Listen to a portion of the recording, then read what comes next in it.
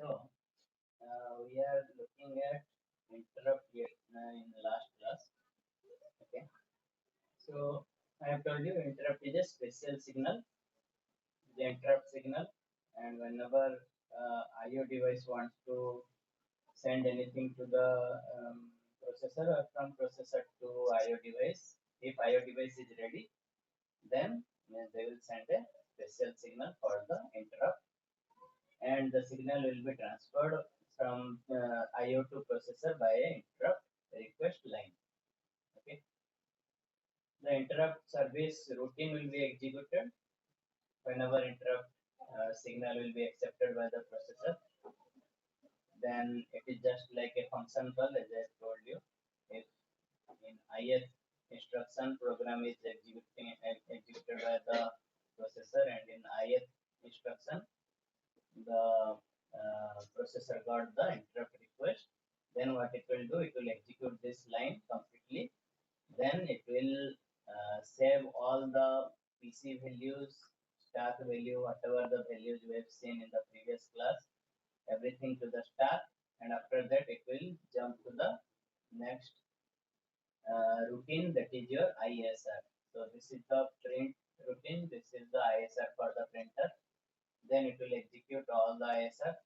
After executing all the ISR, it will come back to the previous program, and it resumes the program and started executing that program. So it is similar to same as the program function call and function execution. So the interrupt service routine is nothing but a normal simple function call. Okay. So the processor sends an interrupt acknowledgement signal to tell that I have accepted your interrupt request, so that IO device will stop its request line, stop using the request line. The interrupt arrives, the current status of the processor is this I have already told. Okay, so we have seen already a hardware requirement for the interrupt. These are the switches related to each IO device. So if there are n IO devices, each IO devices has one switch. So whenever this switch will be closed, this line will drop to 0. If all switches are open, the voltage in this line is VDD. Okay. So if any switch is closed, that means if the whole line is connected to the ground. So that means the voltage will drop to 0. So whenever voltage will drop to 0, this INTR value will be 1. That means somebody is requesting the interrupt to the processor. We have already seen how to enable and disable a interrupt. So we have already seen case 1 is how to enable. Interrupt can be disabled or enabled by a special function, a special instruction. Okay, enable instruction or disable instruction. The interrupt can be enabled or disabled by this enable disable bit that is present in the status register of the processor. Okay. Then third case is processor respond to the edge triggered only. So that means whenever the edge will change from high to low, that time processor will know that somebody is giving request for request for interrupt. Okay. So at that time only the processor will respond. Processor will not respond on this time. Okay. So even if this is low, the processor will get only one request. Okay. And steps we have already seen. Then we are looking at handling multiple devices. Which device is interrupting? How processor will know? How processor gets start address of the ISR? Means ISR means it is like a function. So where is this ISR? Where is this function located in the main memory? How to get the starting address? Then another question is there, one interrupt can interrupt another interrupt ISR execution or not? One interrupt can interrupt another interrupt or not? Okay. Another question is that how to assign priority to IO devices. If multiple devices will request for the um, interrupt request, then how to prioritize means which ISR will be executed if multiple IO devices are requested. So that's what we are reading inside this handling multiple devices. Okay. So those are the questions that you have already asked me in the next previous class. Okay.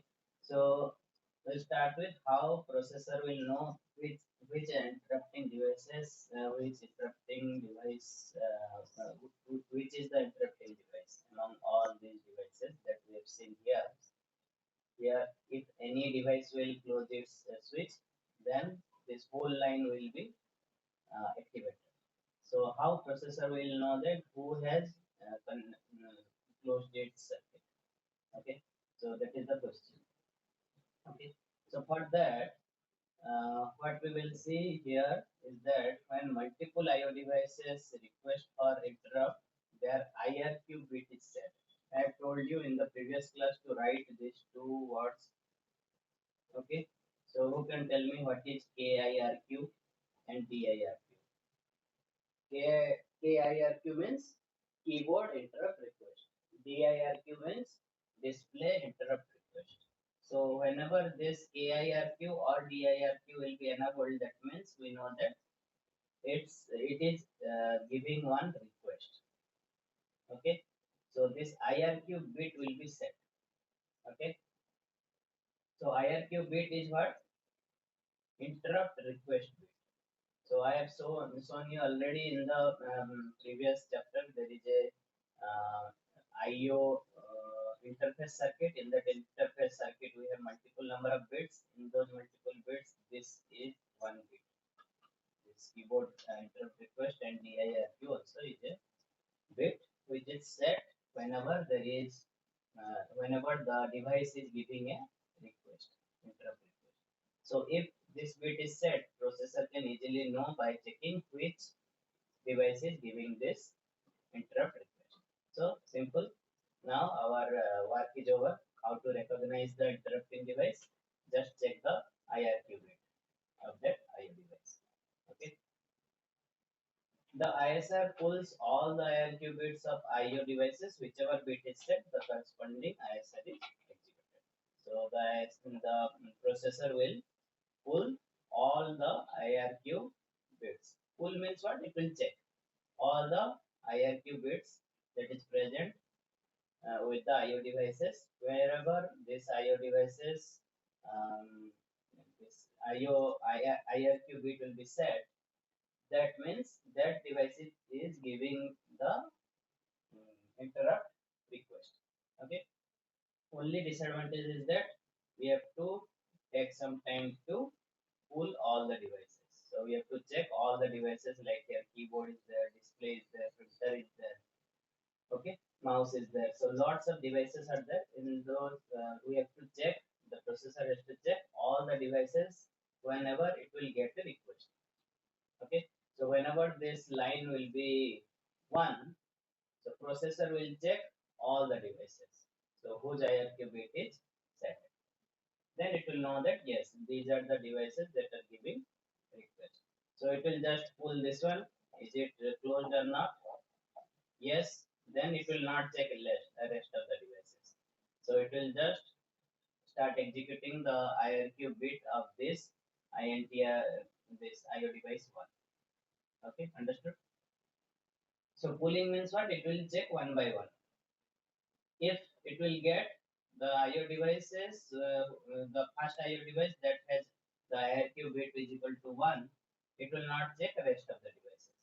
So it will just it will get the first device and then it will execute the ISR of that same device. Okay, hope you understood how to know which IO device is giving the interrupt request. Okay, so it will just check one by one. If this is not giving any, the first IO device is not giving any request, then it will check the next IO device. And whenever it will get the first IO device that is giving the interrupt request, it will just start executing the IRQ of that ISR of that interrupt device. Okay. So next question is how processor get starting address of the ISR. So it knows now that which is the interrupting device. Now it has to get the starting address of the ISR to execute. So ISR, I have told you each IO device has different ISR. Okay, each IO device has different ISR. So how to get the starting address of the ISR so that it will jump to that ISR start address and start executing. Okay. So there are two methods. One is vector interrupt method, another one is interrupt nesting method. Okay. We'll see the first method is vector interrupt method. What is vector interrupt method? In vector interrupt method, device sends a 4 to 8 bit code to the processor for identification. The IO device will send a 4 to 8 bit digit code to the processor for identification. That means whenever it will give the request, with that request, it will send a 4 to 8 bit code to the processor. Okay. So this code may point to the starting address of the ISR. Whatever the code it is sending, this 4 to 8 bit, this 4 to 8 bit can be the ISR starting address. Okay. So each IO device has their own ISR starting address. Okay. That I have told you, each IO device has separate ISR and they have their separate starting address. So whenever one IO device is sending one request or interrupt, it will send a 4 to 8 bit code to the processor for identification. Identification means what? This 4 to 8 bit code will have the starting address of the ISR. Not exactly the starting address, but whatever code it will send, from that code, the processor can able to know that where is the starting address. Okay, so this code will help you to get the starting address of the ISR of that particular device. Okay, so next question is that interrupt nesting. Interrupt nesting means what? We whenever we are executing one interrupt, another interrupt can execute by stopping that interrupter. Means one interrupt can interrupt another interrupt. Okay, so that is the question. So interrupt request from high priority device can be accepted while processor is serving low priority devices. So now there is a concept called priority. So if the devices are arranged in a priority, and if a high priority device is asking for the interrupt, then it can interrupt the low priority device ISR. That means currently if a low priority device ISR is executing, then a high priority device can interrupt that low priority device ISR and ask the processor to jump to his own ISR. Okay, understood? So in your book, it is one example is given. We have a clock in our PC. Okay, clock means the time, the program that is showing the time. So in this case, you can see the program is showing one time here on the top. So your PC also shows you the current time, what is the time, date, all those things. How this time is generated, how the seconds, each seconds are counted. So some program is going on to increment the time of your device. Okay, so in that case, it is very real time. So if any interrupt is executing, okay, so it will stop that interrupt and it will tell the processor to increment its time. Okay, so that only your time will be correct. Okay, so this time related to the interrupt related to this time increment, it can stop any of the interrupts. Okay, so the concept is any high priority interrupt can high priority device can interrupt your this low priority device ISR. Okay. So to implement this priority scheme, the priority level has to be assigned to the processor. Okay. So there are two schemes are there how to assign the priority to each IO device. How to give the priority to processor based on the priority of the program currently executed by the processor. So processor will have a priority number based on the priority of the program that it is currently executing. Okay. So what is the meaning? The meaning is that if the processor is executing one instruction of priority 5, that means processor is assigned with the priority 5. So if any program is coming that has more priority than the current priority assigned to the processor, that program can interrupt the current um, current processor program, whatever program it is executing. So hopefully you understood. Suppose processor is executing one program whose priority is 5. Okay. Suppose one another program will come whose priority is 2. Okay. 2 has more priority than 5. Okay. So if less number, then it has high priority. If 1, then it has the highest priority. Okay.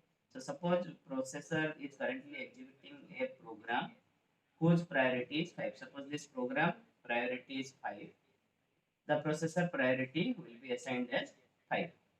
Okay. So in that case, what will happen?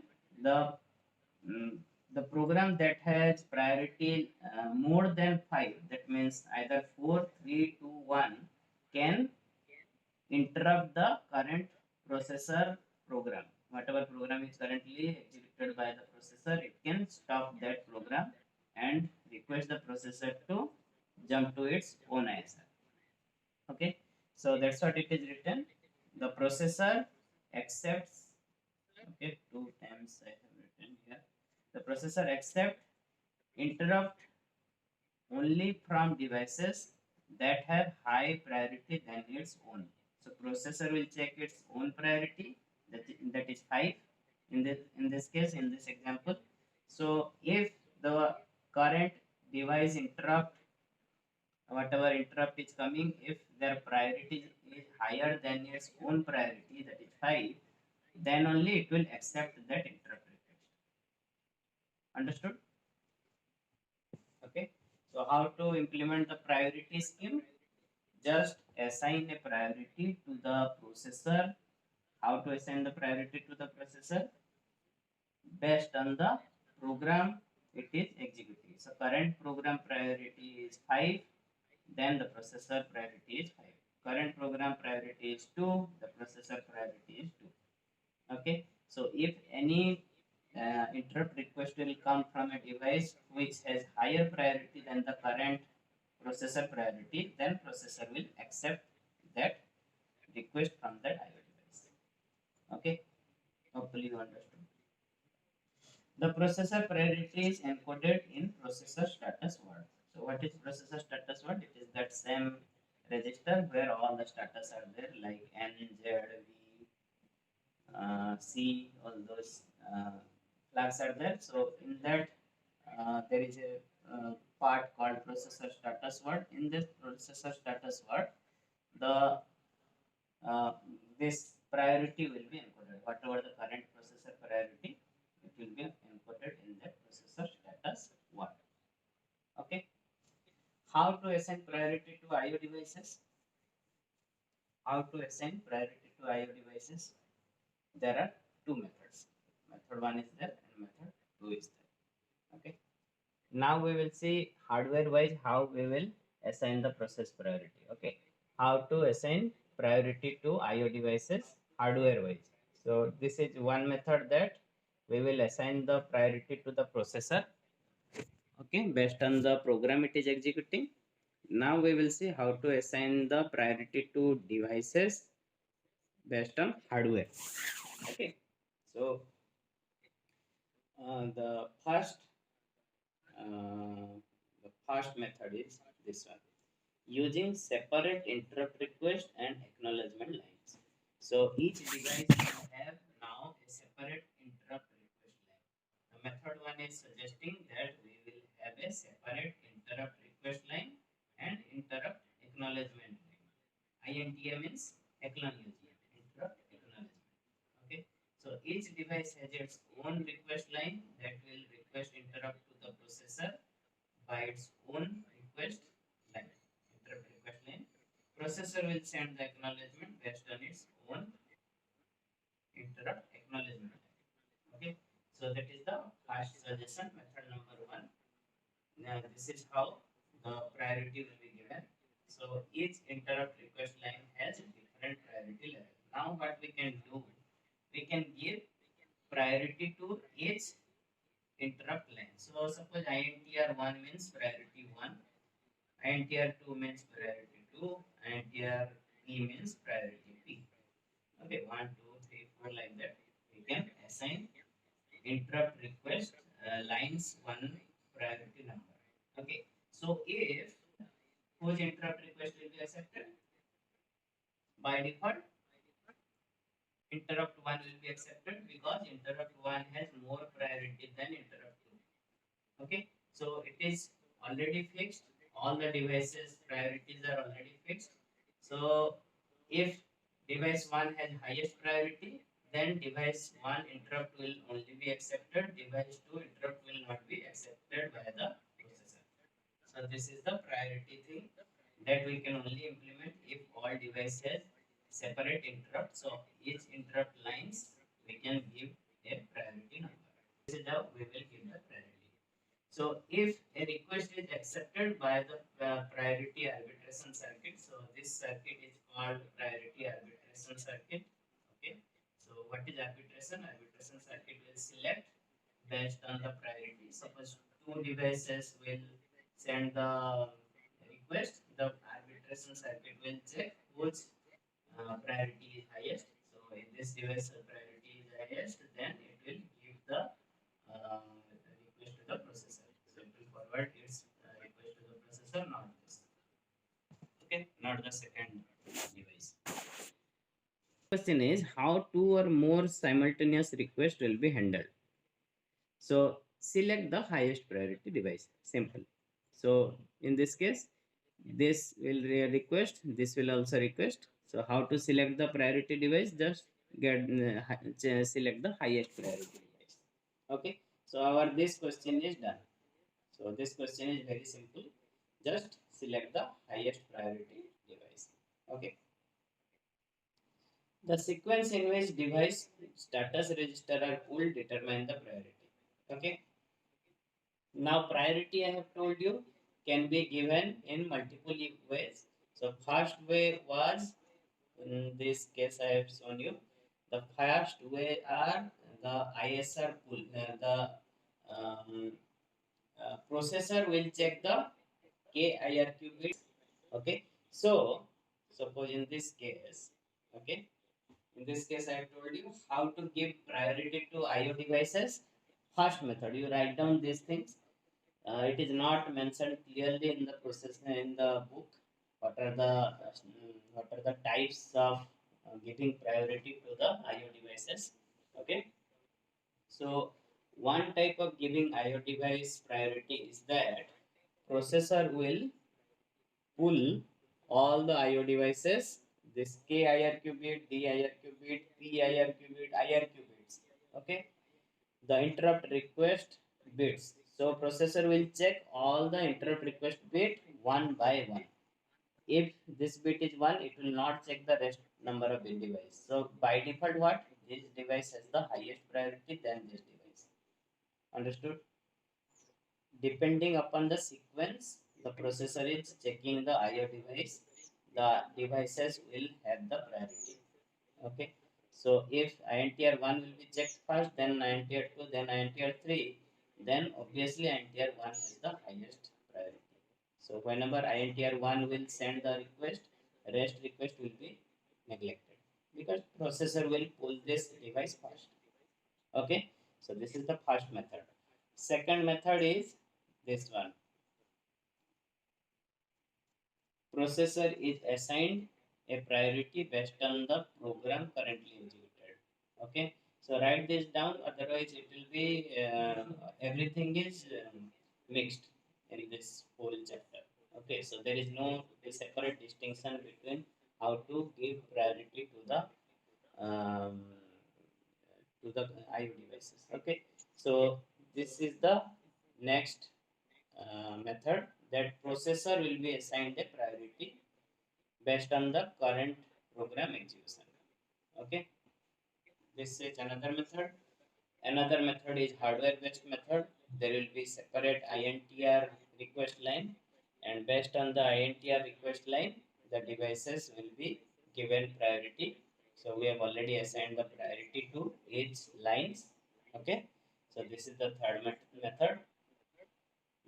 Okay, there is another method that I will tell you, but we are just answering the questions here. Okay, so how to two or more simultaneous request will be handled. Just select the highest priority device, and again how to set the priority here. Different types of methods. How to give the priority to each device. Okay. So already we have seen three methods. Polling sequence will determine the priority of the device. If you are using vectored method, one device is selected to send its interrupt vector code. So I have told you already what is vectored interrupt method. The device has to send a special 4 to 8 bit code to the processor. So from that, processor will know where is the ISR of that. Okay. One case is that you are using pooling method. In pooling method, how to set priority? By the sequence in which processor will pull the device. In second method, if you are using not pooling method, you are using vectored interrupt method, then the device has to send one code to the processor, but we will ensure that only one code will be sent to the processor, not multiple codes. Okay, understood? So these are the two methods in which not processor IO device um, priority will be set. Okay, IO devices priority will be set by this two method based on pooling. The sequence is important. Okay, so you remember about this sequence, the sequence in which processor will pull the IO devices, that will set the priority. The second method is that we have to ensure that only one IO device will send its code to the processor. So how to guarantee that? That we will see later. Okay. Lots of works. If this IO devices will increase, there will be lots of works will be here. Okay. We need lots of wires to connect each IO device separately to the priority arbitration circuit, which is very difficult. So that's why there is a method 2. Okay. So method 2 we have already know about this. We will put all IO devices in a DigiGen single interrupt request line as before. Okay. But the devices are now connected as a chain. Okay. Based on this interrupt acknowledgement line. Okay. So they will be connected as a chain. What will happen here? Any device can send the interrupt request. Based on their interrupt request, the processor will get this value as 1. Okay, so there is a single line, so processor cannot able to know which device has given the interrupt request, so it will just send a INTA signal that I have received your request.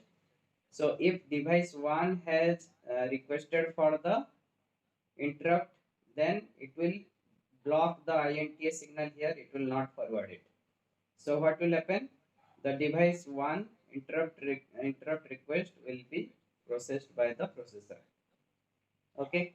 So if device 1 has not requested, then it will forward the INTA to the next device. So whichever device is located close to the processor, which will have the highest priority. So this is the next type of hardware arrangement in which devices are given priority.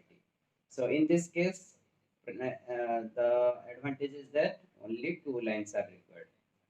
Okay, so there is no arbitration circuit in this case. Okay, processor will get the request, processor will send the acknowledgement. So based on the chain based on this chain, the devices will get the INTA signal. So if device 1 has not given the interrupt request, it will forward it to device 2. Device 2 has not given the interrupt request, it will forward it to device 3, like that. So if device N has given the request, ISR will be accepted. Okay, so it will send the what, that code, 4 to 8 bit code to the processor, only this device. In this type of arrangement, what is happening? If each device has separate interrupt, separate priority, then only one device is allowed to send that 4 to 8 bit code based on the priority. Code will be sent via your data line, and INTR request will be sent via INTR request line, this line. In this case also, and in this case also. So hopefully now it is clear.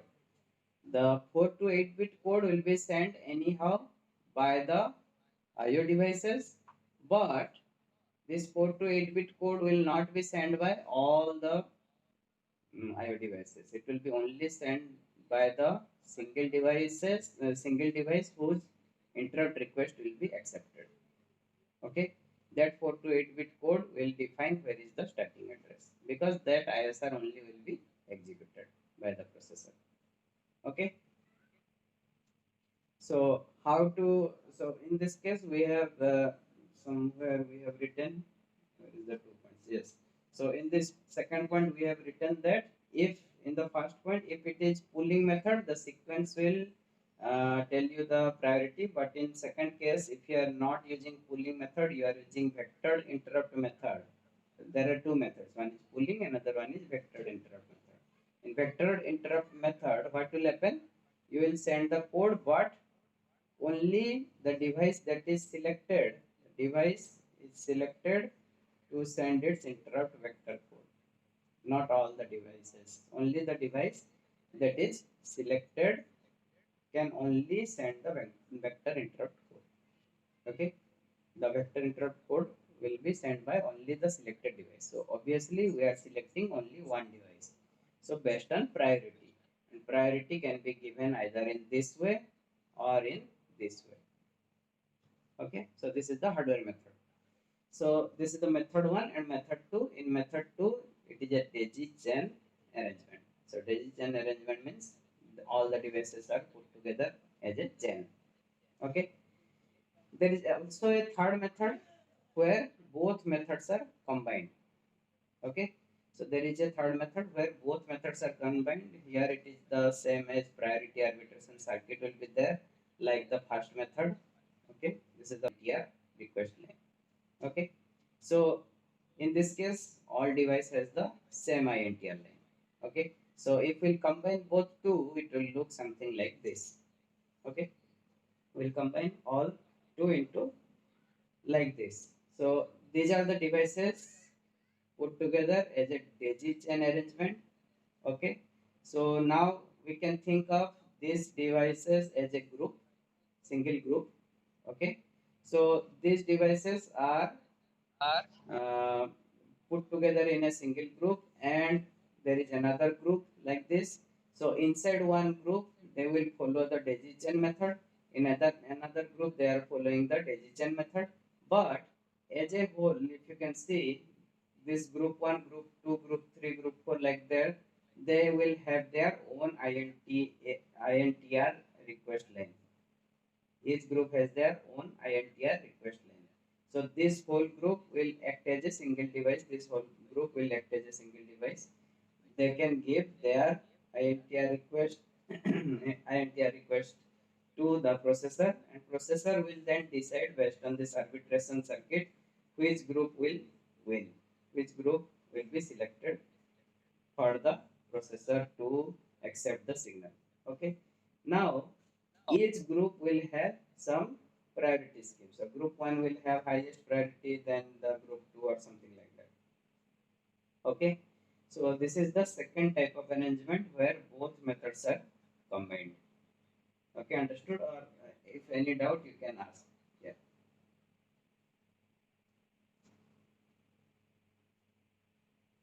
Okay, for the second type of uh, arrangement, what will happen? Devices are organized in groups. Each group is connected at a different priority level. So each group will have different priority level. Inside the group, the devices are arranged in a daisy chain fashion. Okay, it is used in many computers nowadays. Okay, so these are the takeaway from the these three methods of hardware arrangement. This, and this. So among these three, only this thing will be used in the current computers because it contains all the advantage of this method as well as this method. Okay, so what is the disadvantage of this method? You tell me. Daisy chain, what is the disadvantage of this method? Who can tell? Time delay, yes. Got the right answer. So time delay means what? Suppose they are put together as this chain, the device N has the lowest priority, then it has to wait a long time until and unless all devices will finish their ISR execution. Understood?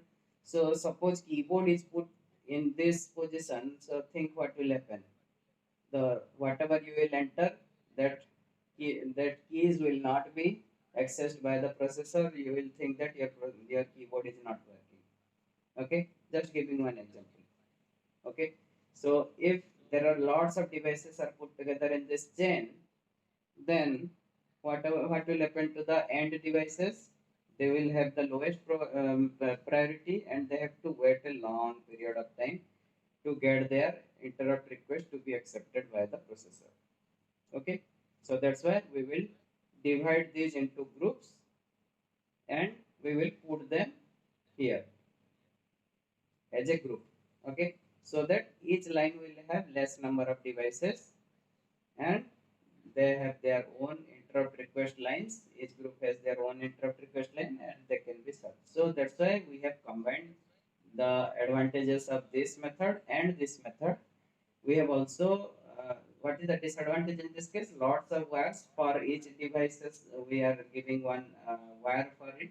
So that's we have minimized here. Okay, because we have put together lots of devices in one group.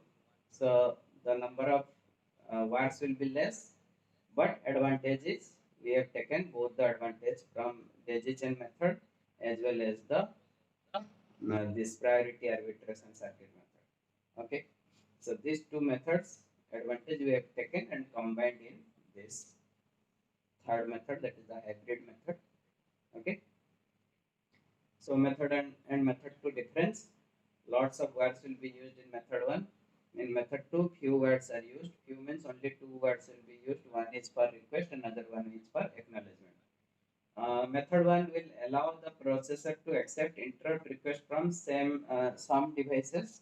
It will get the interrupt request from all the devices. Okay, so those are the few difference between method 1 and method 2. So up to this, if you have any doubt, please ask. Okay. Then controlling device requests. How to control multiple device requests. Ideal devices are not used by any programs. Should not okay. So what is this thing? Any device who can generate the interrupt. Any device that is ideal case. Those are in ideal. They should not generate interrupt. Okay. So one case is that suppose you are not using keyboard. Why the keyboard will send the interrupt request? Okay. Only if you press one key, then only it should generate the interrupt. Okay. So that is one thing. Another thing is that your program is not asking for any keyboard input. Then also your keyboard should not generate any interrupt request. Suppose a current program is executing and you have not written any scanf. So why to use keyboard? Okay, understood. So in that case also your keyboard has to be disabled. Means keyboard interrupt has to be disabled. It should not send the interrupt signals. Okay. So that's why what we will do. Each device has a interrupt enable or disable bit. Each IO device will have a interrupt enable or disable bit. Also, I have told you to write about these two terms. I told you in the last class that I will tell you about this KEN and DEN flag. Okay. So KEN and DEN flag is what? Keyboard enable, display enable. What is the meaning of this flag? It is it if this bit will be set to 0, then the keyboard will never be sent any interrupt request. If this bit will be 0, then keyboard will not send any interrupt request. Even if you press your keys, it will not send any request to the processor. If TEN is 0, then display device will not send any interrupt request to the processor. Okay. So as a summary, how interrupt will be handled. So there is a interrupt enable disable switch on the processor side. There is a interrupt enable disable bit on device side, and there is a priority structure. So there are three possible ways to control the interrupts. One is processor side. Processor will have this the status register interrupt enable bit. By setting it, you can enable or disable the interrupt request from the IO devices. Device side, there is an interrupt enable bit. By setting by enabling or disabling, you can enable or disable the device specific interrupt request. This is device side. Then there is also a priority scheme in which we can decide which IO device can send request or not. Based on priority, interrupt request will be accepted or not. So these are the three methods in which we can control the IO device interrupt signals. Okay. So hopefully this is the summary of this interrupt thing. Okay. Next is exception. Somebody asked in the previous case that interrupt will be also generated if there is any problem in the program. Yes, this is the part of exception. Those are called exceptions, not interrupts. Okay. So if any error in stored data found using error checking codes control hardware, so the control hardware will raise an interrupt request. That means what? Stored data. What is stored data? Stored data means whatever data is present in main memory. If any problem found in those main memory data, then the error checking one control hardware is there that will keep on checking the error in the hardware.